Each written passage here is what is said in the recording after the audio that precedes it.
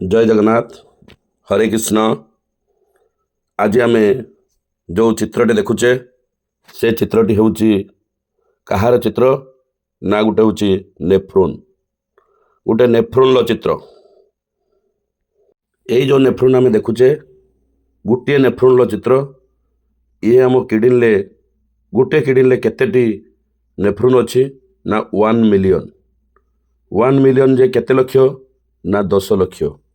1 million जे केते लक्ष ना 10 लक्ष। गोटे किडनी आमर यही स्ट्रक्चर केतेटी अच्छी ना 10 लक्ष अर्थात 1 million.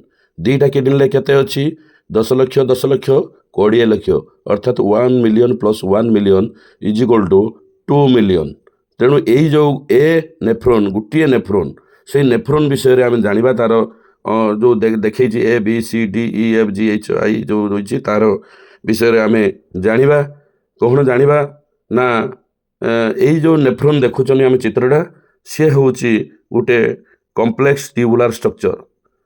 Complex tubular structure which are functional units of kidney. Kidney गोटे functional unit uriniferous tubules nephrons which are functional units of kidney. Kidney रो फंक्शनल यूनिट हूँ ये हूँ कौन हूँ नेफ्रोन। यही नेफ्रोन लो ए हूँ किए इफेरेंट आर्ट्रियोल, बी हूँ किए एफेरेंट आर्ट्रियोल, सी हूँ किए ग्लोमेरुलस, डी हूँ किए बाउमेन्स कैप्सूल, ई हूँ किए descending limb of loop of हानिल, F हूँ किए ascending limb of loop of हानिल, जी किए हानिल्स लोप, एच किए भाषा रेक्टा, आई किए कलेक्टिंग डक्ट, जे किए डिस्टल कन्वोल्यूटेड ट्यूबुल, के किए प्रोक्सिमल कन्वोल्यूटेड ट्यूबुल। ताले आमे A B C D E F G H I J K पर्यंत समस्त गोटे नेफ्रोन अंश जानिले। तेणु आमे यही जो चित्रटा देखुच यही भाया चित्र आम गोटे किडनी 1 मिलियन संख्यार अच्छी अर्थात 10 लक्ष। जदि जड़े पचार ह्यूमन किडनी केते नेफ्रोन अच्छी आमे कहबा ह्यूमन किडनी 2 मिलियन अर्थात 20 लक्ष नेफ्रोन अच्छी। कहीं से तो कहते गोटे किडनी कहनी ना ह्यूमन किडनी अर्थात 2टा किडनी। हरे कृष्ण। एबे आमे एनसीईआरटी बहिर चित्र को देखा समस्ते। एनसीईआरटी बही की खोलो आउ एनसीईआरटी बहिर चित्र देख। जदि भी न देखुच एठी भी देख। आमे इफेरेंट आर्ट्रियोल देखुचे, एफेरेंट आर्ट्रियोल देखुचे, ग्लोमेरुलस देखुचे, बाउमेन्स कैप्सूल देखुचे, डिसेंडिंग लिम्ब तलू जाइथिबा लिम्ब माने गोटे गोड़ ऑफ लूप ऑफ हानिल गोटे डिसेंडिंग लिम्ब आमे देखिले। आउ गोटे लिम्ब लूप ऑफ हानिल ऊपर को उठिथिबा गोड़ ascending limb of loop of Henle देखिले। आउ से दुईटा को मिसई देने हानिल्स लोप विषय जानिले, भाषा रेक्टा विषय जानिले, कलेक्टिंग डक्ट विषय देखिले, डिस्टल कन्वोल्यूटेड ट्यूबुल देखिले, आउ प्रोक्सिमल कन्वोल्यूटेड ट्यूबुल देखिले।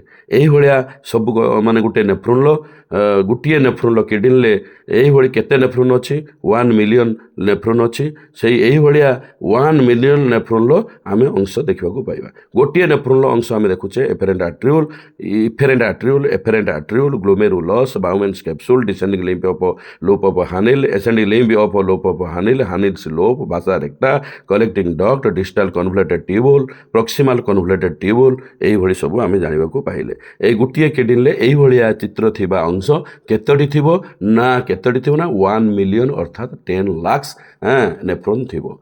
से भाया जदि जड़े पचार दब ह्यूमन किडनी केते थिबो ना 2 मिलियन 1 + 1 2 मिलियन नेफ्रोन अच्छी अर्थात 20 लक्ष नेफ्रोन अच्छी।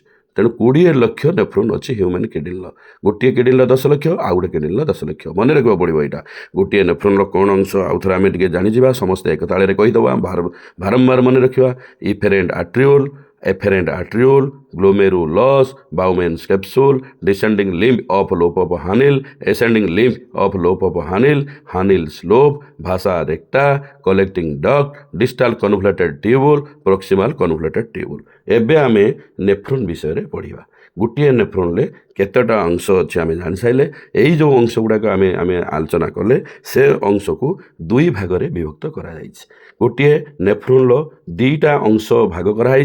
गोटे भाग में किसी अंश रे ଆଉ ଗୋଟିଏ ଭାଗରେ କିଛି ଅଂଶ ରହିବେ। ସେ ବିଷୟରେ ଆମେ ଏବେ ପୁଙ୍ଖାନୁପୁଙ୍ଖ ନୋଟ୍ସକୁ ଯିବା।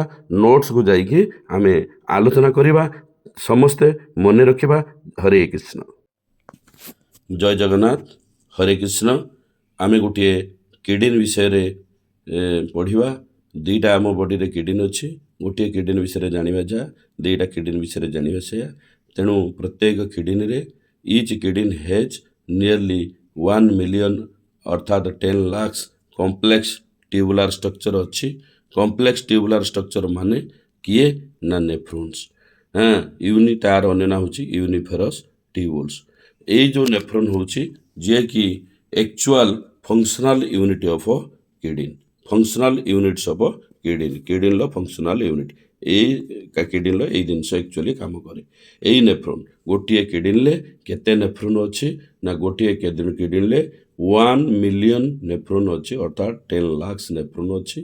ଆମର ହ୍ୟୁମାନ୍ କିଡନୀରେ କେତେଟି ନେଫ୍ରନ୍ ଅଛି ନା 2 ମିଲିୟନ୍ସ ଅର୍ଥାତ୍ 1 ମିଲିୟନ ଗୋଟେ କିଡନୀ ପ୍ଲସ୍ ଆଉ ଗୋଟେ କିଡନୀର 1 ମିଲିୟନ୍ସ ଟୋଟାଲ୍ ହେଲା 2 ମିଲିୟନ୍ସ ଅର୍ଥାତ୍ 20 ଲାକ୍ସ ନେଫ୍ରନ୍ ଅଛି। ସେଇ ନେଫ୍ରନ୍ସ ବିଷୟରେ ଆମେ ଆଜି ଜାଣିବା। ନେଫ୍ରନ୍ ବିଷୟରେ ତ ଜାଣିସାରିଛେ ଚିତ୍ର ଦେଖିକି, କିନ୍ତୁ ନୋଟ୍ସରେ ଜାଣିବା। Each nephron hedge 2 parts. Each nephron hedge 2 parts. ଗୋଟେ ହେଉଛି ଗ୍ଲୋମେରୁଲସ୍, ଆଉ ଗୋଟେ ହେଉଛି ରିନାଲ୍ ଟ୍ୟୁବୁଲ୍। ଗ୍ଲୋମେରୁଲସ୍ ଗୋଟେ ମନେ ରଖିଥାଅ, ଗ୍ଲୋମେରୁଲସ୍ ଗୋଟେ, ଆଉ ଗୋଟେ ହେଉଛି ରିନାଲ୍ ଟ୍ୟୁବୁଲ୍। ରିନାଲ୍ ଟ୍ୟୁବୁଲ୍ କାହାକୁ ନେଇ ଗଠିତ ଆଉ ଗ୍ଲୋମେରୁଲସ୍ କାହାକୁ ନେଇ ଗଠିତ ଆମେ ଦେଖିବା। ଗ୍ଲୋମେରୁଲସ୍ ମାନେ କ'ଣ ନା glomerulus is a tuft of capillaries formed by the efferent arteriole. ଏଇ ଯେଉଁ ଏଫେରେଣ୍ଟ ଆର୍ଟ୍ରିଓଲ୍ ମାନେ ଆସିଥିବା ରକ୍ତନଳୀ, ଆସିଥିବା କିଡନୀକୁ ବା ଏଇ ଯେଉଁ ନେଫ୍ରନ୍କୁ ଆସିଥିବା ରକ୍ତନଳୀର ଗୁଚ୍ଛ, ଟଫ୍ଟ ମାନେ ଗୁଚ୍ଛ ମାନେ ଗୁଡ଼େଇ ତୁଡ଼େଇ ହେଇକି ଗ୍ଲୋମେରୁଲସ୍ ଗଠିତ। ଆସିଥିବା ଆର୍ଟେରୀ, ରିନାଲକୁ ଆସିଥିବା ଆର୍ଟେରୀକି ଆମେ କହିଲେ ଏଫେରେଣ୍ଟ ଆର୍ଟ୍ରିଓଲ୍। ଏଇ ଏଫେରେଣ୍ଟ ଆର୍ଟ୍ରିଓଲ୍ ଗୁଡ଼େଇ ତୁଡ଼େଇ ହେଇକି ଗୋଟେ ଗୁଚ୍ଛ ତିଆରି ହେଉଛି, ରକ୍ତନଳୀର ଗୁଚ୍ଛ, ଯାହାକୁ ଆମେ ଗ୍ଲୋମେରୁଲସ୍ କହୁଛେ।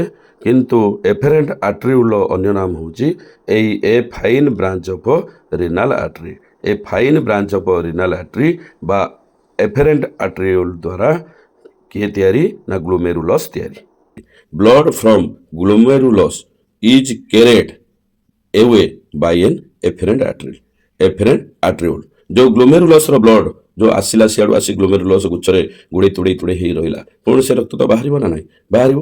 କେଉଁ ବାଟରେ କି ବାହାରିବ ନା ଇଫେରେଣ୍ଟ ଆର୍ଟ୍ରିଲ୍। ଇଫେରେଣ୍ଟ ଏକ୍ଜିଷ୍ଟ, ଏଇଟା ମନେ ରଖିବାକୁ ପଡ଼ିବ। ଇଫେରେଣ୍ଟ ଇରୁ ଏକ୍ଜିଷ୍ଟ ଏଫେରେଣ୍ଟ ଆର୍ଟ୍ରିଲ୍। ତେଣୁ ଏଫେରେଣ୍ଟ ଆର୍ଟ୍ରିଲ୍ର ରକ୍ତ ଆସିଲା, ଇଫେରେଣ୍ଟ ଆର୍ଟ୍ରିଲ୍ର ରକ୍ତ ଗଲା। ଯେଉଁ ରକ୍ତନଳୀର ଗୁଚ୍ଛ ତୁମେ ଦେଖୁଛ ସେଇ ଗୁଚ୍ଛ ହେଉଛି ଗ୍ଲୋମେରୁଲସ୍। ବର୍ତ୍ତମାନ ଆସିବା ଆମେ ରିନାଲ୍ ଟ୍ୟୁବୁଲ୍।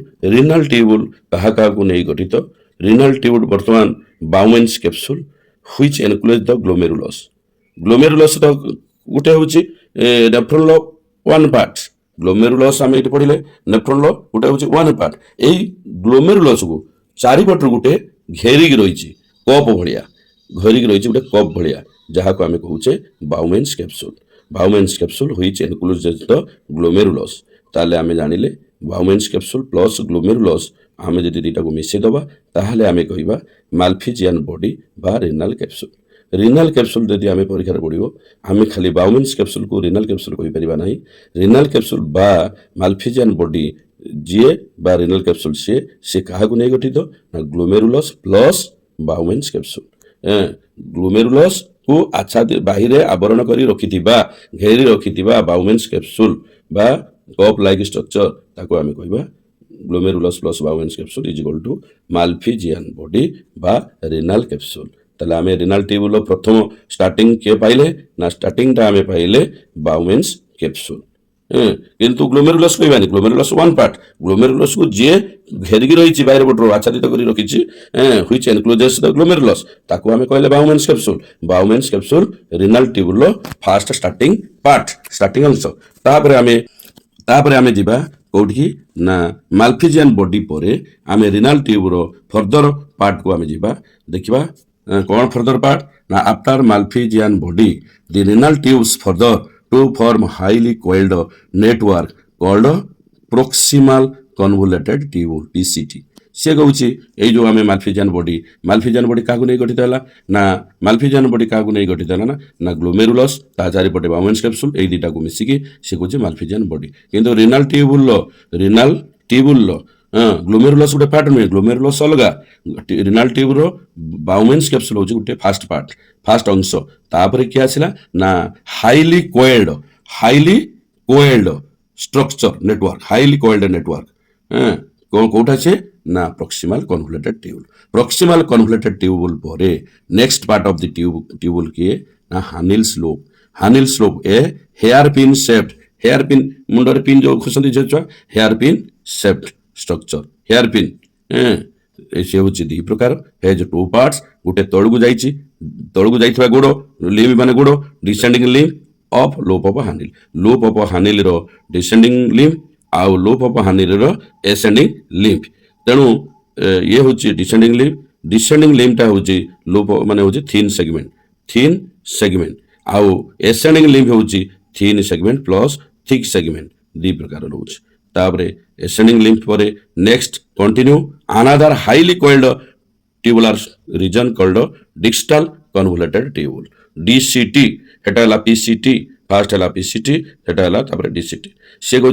PCT पर किए आसला हानिल स्लोप पर किए आसला ना DCT distal convoluted tubule another highly coiled tubular region is called DCT यही DCT ऑफ मेनी नेफ्रॉन्स बहुत DCT नेफ्रॉन गुड़ाकर बहुत DCT कौटी ओपन होता है open into straight tube called collecting duct को ओपन होता है ताले आमे जो वर्तमान पढ़ी नेफ्रॉन दुईटा अंश गोटे है ग्लोमेरुलस आ गोटे है रिनाल ट्यूबुल यही रिनाल ट्यूबुल अंश किए जानिले गोटे है बाउमेन्स कैप्सूल आ गोटे जानिले प्रॉक्सिमल कन्वोल्यूटेड ट्यूबुल PCT आ गोटे जानले हानिल स्लोप रो दुईटा अंश आमे जानिले descending limb of loop of हानिल आ गोटे आमे जानिले ascending limb of loop of हानिल तापर आउ कौन जानिले हाईली कोइल्ड ट्यूबुलर रीजन आउ गोटे अच्छे डिस्टल कन्वोल्यूटेड ट्यूबुल ताले आमे रिनाल ट्यूबुल रो केतोटी अंश आमे जानिले भल कि क्लियरली आमे जानिले गोटे है बाउमेन्स कैप्सूल आउ गोटे है प्रॉक्सिमल कन्वोल्यूटेड ट्यूबुल PCT आउ गोटे है हानिल स्लोप रो descending limb of Henle loop ascending limb of Henle loop तापर डिस्टल कन्वोल्यूटेड ट्यूबुल देखो रिनाल ट्यूबुल रो केतोटी अंश Bowman's capsule proximal convoluted tubules PCT descending limb of Hanil slope ascending limb of Hanil slope distal convoluted tubule एतिकी हूँ renal tubular अंश आ गोटे हूँ ग्लोमेरुलस तेणु each nephron has two parts one is glomerulus another is renal tubule केतोटी अंश अच्छी ना गोटे हूँ बाउमेन्स कैप्सूल अच्छी गोटे हूँ प्रॉक्सिमल कन्वोल्यूटेड ट्यूबुल PCT अच्छी descending limb of Henle slope अच्छी ascending limb of Henle slope अच्छी ये दुटा को मिसेदेले हानिल स्लोप बा लोप ऑफ हानिल बोलिक आम कहीपर आ गोटे आम कह डिस्टल कन्वोल्यूटेड ट्यूबुल एतिकी को लेकिन रिनाल ट्यूबुल गठित यही जो renal distal convoluted tubule last रे कोठी ओपनिंग होइछि ना कलेक्टिंग डक्ट को ओपनिंग होइछि कलेक्टिंग डक्ट देखो ये the DCT of many nephron open into the straight tube गोटे स्ट्रेट ट्यूब को ओपन होइछि DCT ऑफ मेनी नेफ्रॉन अनेक नेफ्रॉन रो DCT कोठी ओपन होइछि गोटे स्ट्रेट ट्यूब को ओपन होइछि स्ट्रेट ट्यूब गोटे तार नाम होछि